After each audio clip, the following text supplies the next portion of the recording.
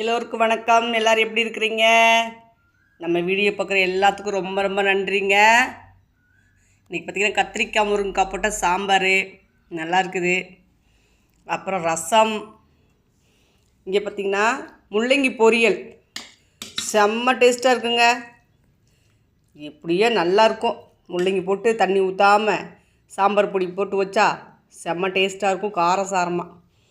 இது பார்த்திங்கன்னா கேரட் பாசிப்பருப்பு போட்டதுங்க. நம்ம முட்டைக்கோஸில் பாசிப்பருப்பு போட்டு வைப்போம் பார்த்திங்களா, அதே மாதிரி இது கேரட்டில் போட்டு வைக்கிறது. நான் ஒரு ஹோட்டலில் சாப்பிட்டேன், அதே மாதிரி நானும் வச்சுருக்கேன்.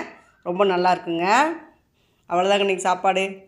இந்த மியா குட்டியை காணா, பாலப்புறம் 1 லிட்டர் பாலையும் கொட்டி விட்டாளுங்க. அதனால் ஒரு அடியை போட்டேன். நான் இருக்கும்போது வர்றதில்லை நினைக்கிறேன், பெரியவப்பா இருக்கும்போது வர்றாளுங்க. சரிங்க, நம்ம வீடியோ பார்க்குறது ரொம்ப ரொம்ப நன்றிங்க. தேங்க்யூங்க.